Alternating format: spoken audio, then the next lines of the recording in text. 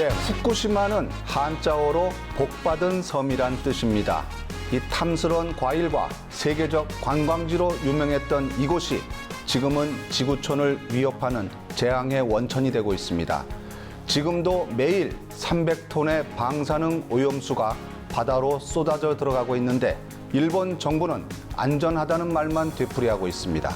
인물 포커스 오늘은 서울대학교 원자핵공학과 석윤열 교수를 모시고 후쿠시마 원전 사태를 집중 진단해 보겠습니다.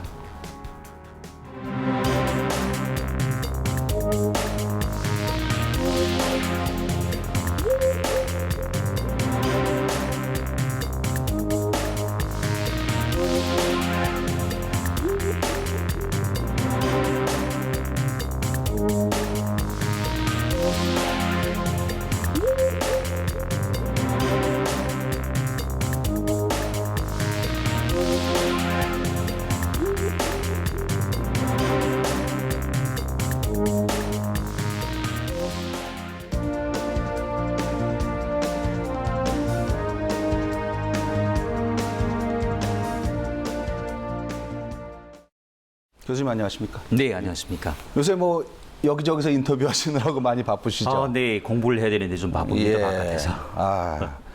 뭐 하여간 그럼에도 불구하고 이 후쿠시마 사태가 이게 진정된다기보다는 물론 이제 일본 정부는 뭐 안전하다, 뭐 도쿄 올림픽 유치전에서도 그런 얘기를 계속하고 왔는데 실상은 안 그런 것 같습니다. 어떻습니까? 네, 사실 자꾸 안전하다, 괜찮다고 하니까 오히려 더 우리는 그렇죠. 멀어지는 것이죠. 실제는 그렇지 않거든요. 현재 진행형인데다가 경우에 따라서는 4호기 같은 경우에 연료가 위에 아직 달려있기 때문에 여진이 온다면 굉장히 위험할 수가 있습니다. 이런 걸 먼저 지구촌에 알린 다음에 그리고 지하수는 어떻고 그다음에 방사능 오염은 어떻고 이렇게 차근차근 이야기해야 되는데 무조건 괜찮다, 수습됐다. 이게 사실은 그 우리들 더 불안하게 하는 것이죠. 그리고 지금 보면은 이게 이제 국제적인 어떤 그런 그 탐사라든가 조사 이런 것들이 이루어지지 않은 상태에서 일본 정부의 발표만을 우리가 계속 듣다 보니까 지금 교수님 말씀 맞다나 저게 객관적이지도 않고 과연 저들이 내는 발표가 우리가 신빙성을 갖고 들을 수 있는 것인지에 대한 의구심도 생기고요. 그렇죠. 근데 지금 현재도 지금 이렇게 오염수가 계속 흘러나오고 있는 건 사실이죠. 네, 그건 기정사실인데 그보다 더 저기 걱정스러운 부분은 그 일본 정부나 도쿄 전력이 제시하는 수치가 바뀌고 있다는 겁니다. 더 나빠지나요? 더 나빠진 게 아니고 바뀐다는 것이죠. 그렇다는 거는 자 그러면은 일주일 전에 그 숫자가 맞느냐 아니면 지금 숫자가 맞느냐 이게 더 큰 문제입니다. 그렇다는 건 뭐냐면은 그 후쿠시마 원자로가 녹아내린 것보다 일본 정부 도쿄 전력의 신뢰도가 녹아내린 게 더 무서운 것이다. 지금 우리가 전문가가 아니더라도요 들어가서 보시면은 그 수치가 발표되는데 이게 그 주기적으로 바뀝니다. 좋아졌다가 나빠졌다가 이거는 사실은 그 사태를 숨기는 것보다도 더 무서운 상황이죠. 이게 경계해야 될 지점이라고 봅니다. 충분히 예견하고 거기에 맞는 설계와 이런 대비를 했어야 됨에도 불구하고 안 했다는 이런 반증이 여기저기서 나오고 있는 거거든요. 그렇습니다. 그러니까 보시다시피 스리말 보시죠. 체르노빌 있었고요. 후쿠시마까지 기본적으로 5년 내지 6년에 한 번 대형 사고 납니다. 그런데 100만 년에 한 번이다. 10만 년에 한 번이라고 하는 그 숫자를 갖고 맹신했던 것이죠. 그러니까 이거는 물론 천재지변이긴 하지만 그보다 더 큰 인재라는 것이고 거기에 대한 대가를 치르는데 불행한 거는 지구촌이 같이 치른다는 것이죠. 그러니까요. 지하수가 나오고 토양이 오염되고 그다음에 바다가 오염되면은 그때부터는 통제불능이니까 이런 방사능 재난은 한 나라의 사건이 아니고 지구촌의 사건이죠. 그런데 이제 그런 경우 우리는 가장 가깝게 있으니까 보통 일본 수상이란 먼저 사과를 하고 그리고 이제 순방을 해야 되는데 한마디 없지 않습니까? 이게 그 문제의 본질이죠. 이 지금 대응하는 거 보면은 웬만한 후진국 같은 대응을 하고 있거든요. 이게 국가 차원에서 나서도 늦은 상황인데 일개 그 전력 회사에다가 맡겨놓는 상황이고 마치 또 정부는 또 이렇게 한 발 뒤로 물러서서 뒷짐지고 있는 양태를 보이고 있고요. 긴급하게 투입하겠다고 하는 예산 자체도 우리가 생각하면 저 사람들이 과연 상식이 있나 싶을 정도의 그런 판단을 하고 있는데 왜 이렇게 이걸 적극적으로 막지를 못하고 있다고 보시나요? 좋은 지적을 하셨는데 미국 한국 못지않은 기술 갖고 있는 건 맞습니다. 예. 중요한 거는 일본 사람들은 교본, 매뉴얼에 있는 걸 그대로 따라하는 거는 기가 찹니다. 네. 그렇지만 일단 교본의 막장을 넘어서면은 그때부터는 순발력이 푹 떨어지는 것이죠. 우리 대한민국 그렇지 않습니다. 네. 그럴 경우에도 순발력 있게 막장에 없는 다음 단계를 준비했어야 되는데 그렇죠. 막장은 뭔지 아십니까? 예. 무조건 물을 집어넣어라. 무조건 전기를 회복해라. 그런데 둘 다 안 됐던 것이죠. 네. 그럼 그다음 뭡니까? 조금 그 보기에 불성사납지만 체르노빌처럼 네. 콘크리트 가지고 부숴가지고 전체 원전을 묻었어야 되죠. 석관을 완료했습니다. 그때 공굴이란 말이 있지 않습니까? 네, 네. 그런 콘크리트, 식으로 했어야 예. 되는데 그 시기를 놓친 것이죠. 그게 아마 3개월 전에 했어야 되는데 체르노빌은 실전 조ton했습니다. 네. 그리고 막았고요. 예. 물론 다시 물이 새기 시작하고 이제 27년, 30년 돼 가거든요. 다시 하고는 있지만은 근데 후쿠시마는 체르노빌보다 훨씬 더 열악한 상황이게 된 거죠. 그 당시 이 사고가 터졌을 때 이제 교수님이 이제 여기저기 방송에 나오셔서 그 체르노빌식 대응이 필요하다고 계속 역설하시는 걸 저는 보고 기억하고 있거든요. 근데 지금 사실상 2년이란 세월을 허송 세월 보내고 나서 이 호미로 막을 거를 가래로도 못 막는 상황이 됐는데 네. 자, 그렇다면 이제라도 그런 체르노빌식 대응을 할 수 있는 그런 여지는 없는 겁니까? 아직 희망이 없진 않은데 문제는 아직까지 그 일본 정부하고 도쿄전력의 소위 그 손바닥으로 해를 가리려고 하는 겁니다. 지금 가리긴 너무 커진 거예요. 네. 그렇죠? 벼랑 끝에 있단 말이에요. 그래서 문제는 만약에 이제 3개월이 지났기 때문에 어떤 게 또 불거졌냐면은 지하수 문제입니다. 네. 하루에 1000톤인데요. 이 중에 300톤이 흘러간다고 하는데 네. 과연 700톤은 괜찮을까요? 그렇죠. 그건 아무도 모릅니다. 토양으로 흘러들 수 그렇습니다. 있고요. 예. 자, 토양으로 흐르면 괜찮을까요? 아닙니다. 오히려 더 심각하죠. 풀이 나고 그걸 또 소가 뜯고 우유가 만들어지고 맥주가 이동을 하지 않습니까? 그게 또 지하수를 타고 간단 말이죠. 사람의 실핏줄처럼. 그러니까 나머지 700톤도 걱정해야 돼. 지금 300톤만 걱정한다고 하는데 그리고 모아놓고 있지 않습니까? 근데 모아놓는 그 저장 탱크가 또 저기 지진 나면 땅이 물렁해지지 않습니까? 그게 터지면 큰일이죠. 그렇습니다. 가라앉아요. 그래서 그걸 또 들어서 옮겼습니다. 옮기면은 또 틀어지죠. 또 금이 가고요. 그래서 새기 시작합니다. 근데 이게 접근이 안 되는 거예요. 그러니까 그냥 멀리서 보다가 문제가 터지면 그때 그리고 이것 빼고는 괜찮다. 다음 날 가면 또 옆이 새고 있죠. 이런 우를 계속 범하고 있는 거죠. 가장 기초적인 것이 원천적인 그런 근원을 제거하려는 노력이 필요한 것이 분명할진데 네.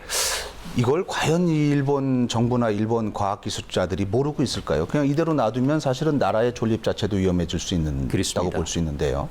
그러니까 전체는 아닐지라도 적어도 동일본 예. 그리고 후쿠시마에서 반경 200km 조금 더 하면 이제 도쿄가 나옵니다. 예. 이게 그 전폐 위기에 갈 만큼 위험한데 그럼 과연 일본의 과학자들은 이걸 몰라서 아닙니다. 그러겠죠. 알고 있습니다. 그렇지만은 예. 과학자, 공학자, 기술자들의 의견이 어디선가 차단이 되는 것이죠. 그게 정치일 수도 있고 뭐 어딜 수도 있습니다. 그 이유는 설마 그러랴. 그리고 우리가 여태까지 생각했던 것보다는 뭐 그렇게 심하지 않을 것이다. 아직도 버려야 될 희망을 못 버리는 것이죠. 그러니까 미련이 있는 것입니다. 그 버리고요. 그리고 이건 전부 다 망가졌으니까 이제 정말로 콘크리트 쳐가지고 바닥을 막고 옆을 막고 근데 이게 쉽지는 않습니다. 그것도 쉽지 길이가 1.5km, 네 개의 원전이 500m, 4기입니다. 예. 그리고 그건 이제 기술적으로 그리고 망가진 거고요.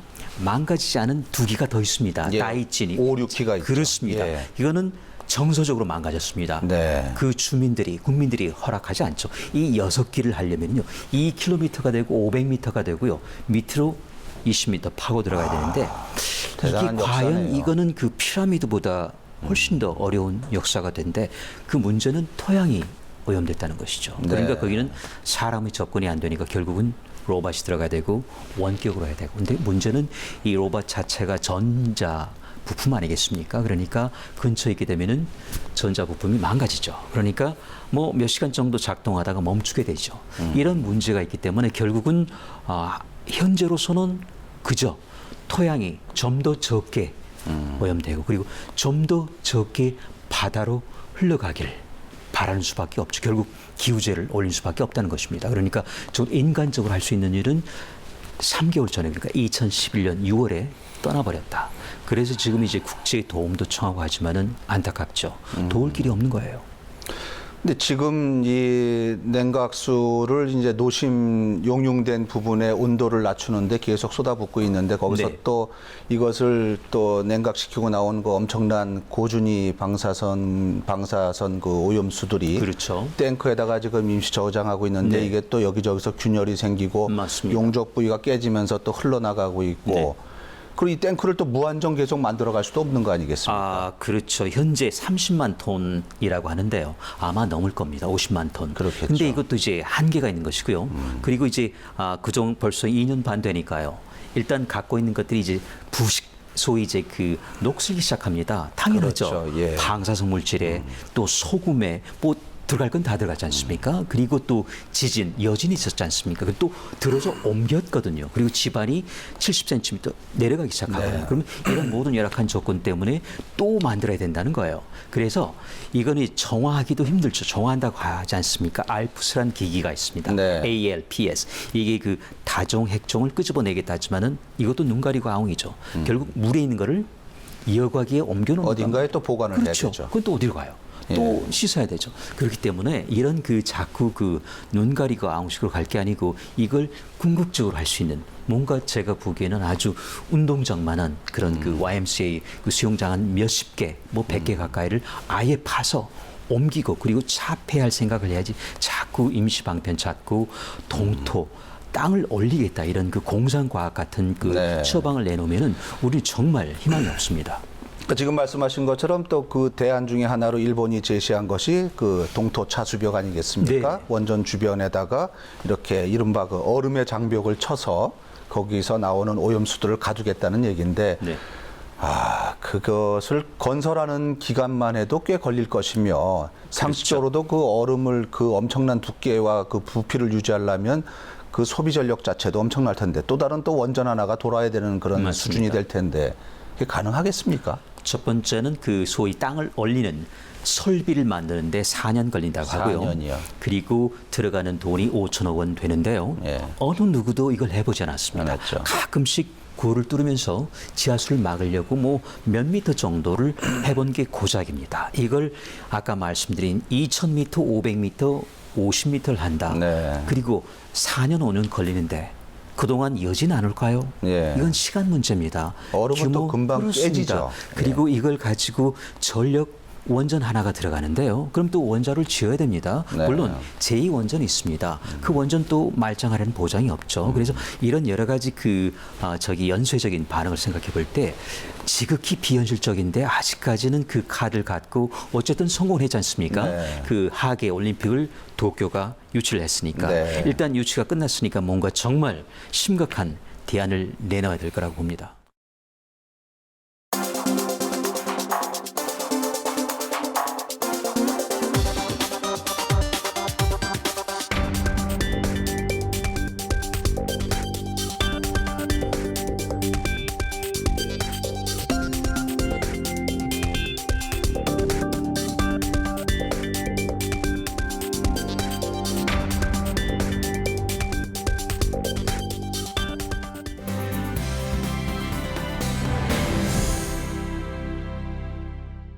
궁금한 게 이제 일본은 뭐 그렇다 치더라도 이 국제 원자력 기구 IAEA 같은 데가 이제 이런 것들을 할 수 있는 어떤 그 뭐 조직 같은 게 아닙니까? 어떻게 됩니까? 파수꾼이죠. 원자력 파수꾼인데. 예. 근데 거긴 왜 기능을 안 하죠?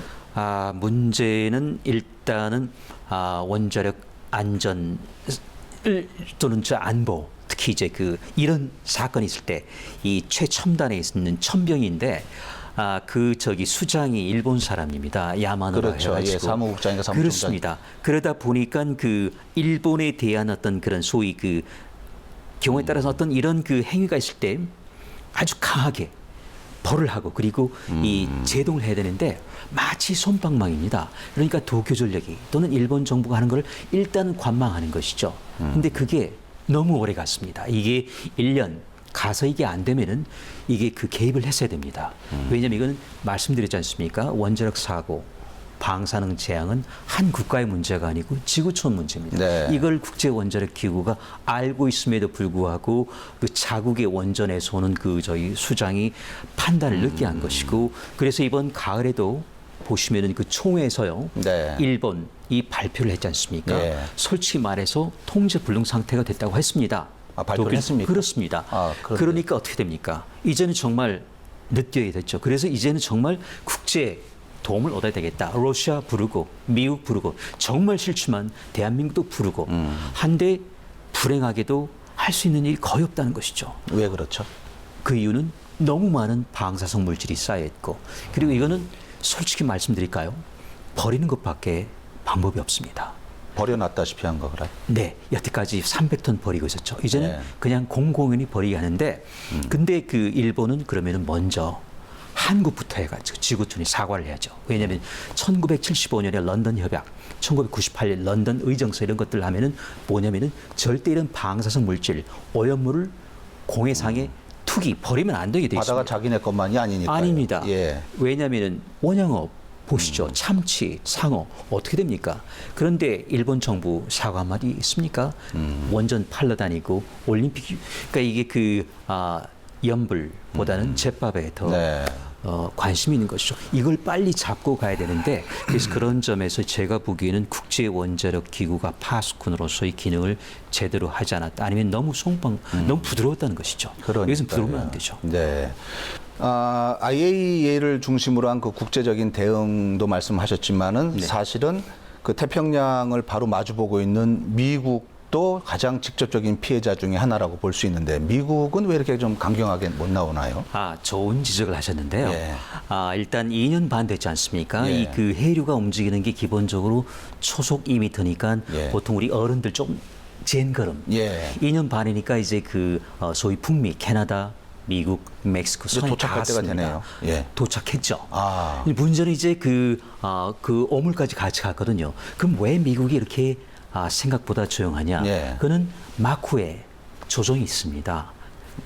드리고 싶은 말씀은 미국 같은 경우 일본하고 아주 끈끈한 원자력 협력 관계가 있습니다.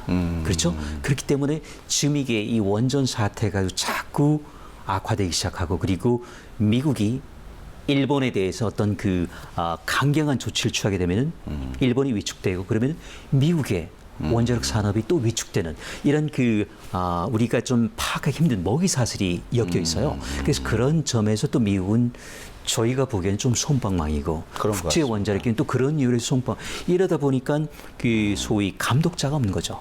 그런 동안에 일본 정부하고 도쿄전력은 뭐 서로 티격태격, 내 탓, 니 탓 하다가 여기까지 와버린, 이게 지금 현재 상황인데, 물론 그걸 다 달 수는 없고요. 지금이라도 이제 러시아가 있고 우리 대한민국 들어가 있으니까, 프랑스가 왔으니까 전부 머리 맞대고 그 소위 그 공상과학에 나오는 거 말고 우리가 현실에서 찾을 수 있는 그런 방법들이 있습니다. 토양 같은 거 퍼가지고 유리로 만들면 되고요. 그리고 퍼내는 겁니다. 네. 그리고 물은 결국 우회시키면 되는 것이고, 물론 어민들이 반대합니다. 예. 왜냐하면 물이 가면은 담수가 엉뚱한 데 나와서 양식장이 망하게 되고, 지금은 네. 그 근처 어민들의 그 양식장 걱정할 때가 아니고 우리 그렇죠. 지구촌의 예. 식탁을 걱정할 때입니다. 그렇죠? 그래서 이런 방법들을 정말 단호하게 택해야 되는데, 자꾸 일본은 일본대로 저기 눈치 보고, 미국은 미국대로 또 부드럽고, 국제원자력 이런 상황에서 자꾸 이렇게 그 손을 놓은 상태에서, 수수방관 상태에서 하루하루 시간이 가는 것인데, 정말 그 시간이 지금 같은 경우는 정말 촉박합니다. 사실 그 시계 째깍째깍 하는 소리가 들리고 있지 않습니까? 근데 그거를 우리 일본 수상도 들어야 될 것이고, 도쿄전력 사장도 들어야 됩니다. 근데 지금 이렇게 방송을 하는 이 시간에도 그 방사능에 오염된 그 고농도의 그 그렇죠. 오염수가 계속 태평양으로 흘러 들어가고 있는 거 아니겠습니까? 그렇습니다. 참 이게 지금 21세기 이 시대에 과연 이것이 이렇게 진행되는 것이 맞는 것인지, 과연 우리 인류가 우리 후손들에게 이렇게 무책임하게 살아도 되는 것인지라는 것을 한번 되새려 보는 그런 생각이 듭니다. 네. 이건 어떻게 보면 또 좀 다른 것일 수도 있겠습니다만은, 요새 보면은 이 수산물 드시는 분들이 거의 없거든요. 그 횟집 뭐 20년, 30년 하신 분들이 다 민물 매운탕집으로 바꾸시는 분, 네. 폐업하시는 분들이 생기고 있는데 이분들은 무슨 죄가 있습니까? 그렇습니다. 예. 결국 문제는 엉뚱한 데서 일으키고 예. 거기에 대한 그 대가는 딴 사람이 치른 겁니다. 네. 내가 치르고 너희가 치르고 그렇지 않습니까? 지금 보시면은 그 물고기 생선 말씀하셨는데 예. 지금 보시면 우리 정부가 좀 더 단호하게 일본 정부 눈치 보지 말고 그렇죠. 기본적으로 대만처럼 중국처럼 싱가포르처럼 전면 금수해야죠. 네. 한시적도 좋습니다. 네. 그랬으면 우리 국산이 살았을 겁니다. 근데 그걸 못해서요. 뭐 여러 가지 이유가 있겠죠. 일본 정부 눈치도 보이고. 그런 동안에 우리 수산물이 직격탄을 받았죠. 보세요. 저도 노량진 수산시장 갔습니다. 자, 2층에 일본 양식. 제가 5종 말씀 안 드리겠습니다. 네. 들어와 있어요. 바로 아래층에 똑같은 국산 양식어가 있습니다. 과연 안 믿죠. 안 믿죠. 예. 이게 바뀔 수도 있고, 아 여기서부터 또 방사선 괜한 받고 있잖아요. 피해를 보시는 거예요. 그렇죠. 예. 그러니까 결국은 우리 국내산이 직격탄을 받은 것이 그러다 보니까 이제는 민물까지도 받게 되죠. 왜냐하면 적어도 그 생선이라고 하는 거는 물론 저기 짠물, 민물이 있겠지만은 생선이란 그런 저기 선입관 있지 않습니까? 그리고 하루 이틀 또 한두 번 드시다가 좀 찜찜한데 하면은 사실 그 방사선보다 더 무서운 거는 그 심리적인 불안이죠. 내가 괜찮을까? 그래서 방사선보다 더 무서운 그 심리적인 불안. 그것 때문에 다음부터는 안 드시게 되는 거죠. 화로 특히 안 드시게 되고. 그래서 이렇게 하다 보면은 이게 자꾸 이제 먹이사슬처럼 이제 학교 급식까지 가고 우유까지 가고 맥주까지 가고 이거 걷잡을 수 없는 것이죠. 그래서 그 전에 우리 정부가 이런 점에서 그 선제적으로 차단했으면은 좀 됐을 텐데 조금 시간이 늦었지만 지금 이제 그 방사능 검사 횟수 물론 일주일에 2번 한다고 자랑하시는데 그렇다는 거는 닷새는 안 한다는 말이거든요. 네. 그 말고 정말 우리 국민 눈높이에 맞는 소박한 제가 그러니까 전수조사 못한다면은 당분간이라도 멈추는 게 맞습니다. 네. 근데 아직까지 그런 저기를 못하고 기껏해야 8개 현인데요. 원산지가 그 현만 있겠습니까?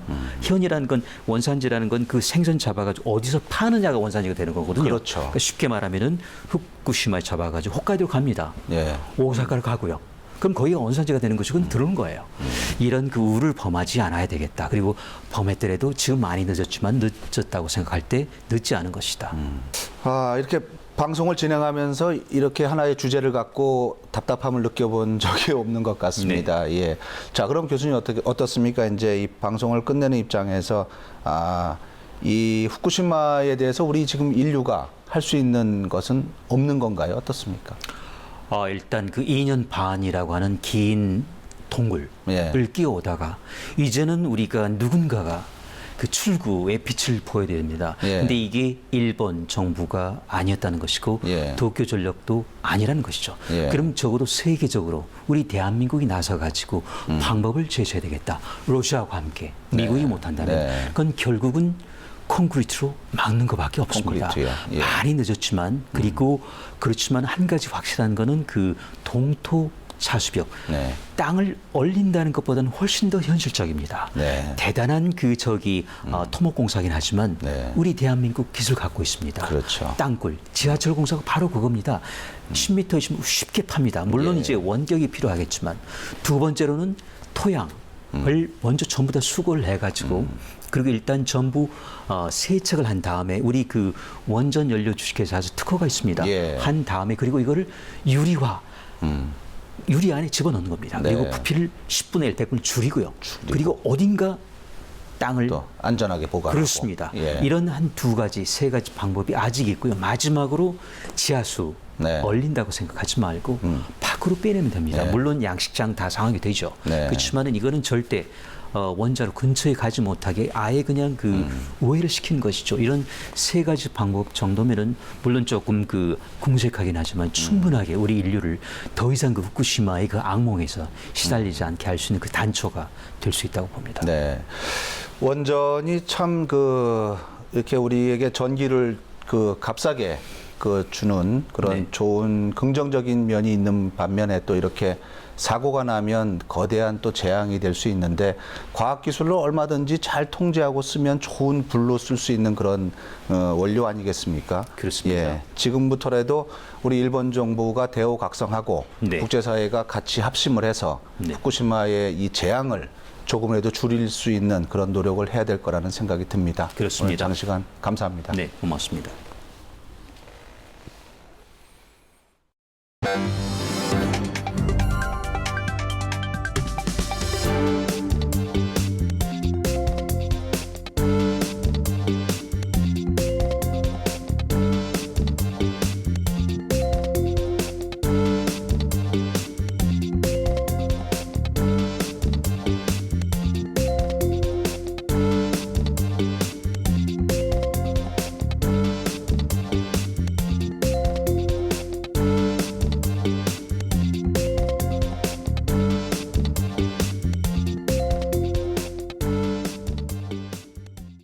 네, 후쿠시마 원전 사고를 보면 호미로 막을 것을 가래로 막는다는 우리 속담이 새삼 떠오릅니다. 이 거대한 댐도 조그마한 구멍 하나로 무너지게 됩니다. 후쿠시마가 걷잡을 수 없는 큰 재앙이 되기 전에 이제라도 특단의 대책 마련이 시급하다는 생각이 듭니다. 인물 포커스 여기서 마치겠습니다. 고맙습니다.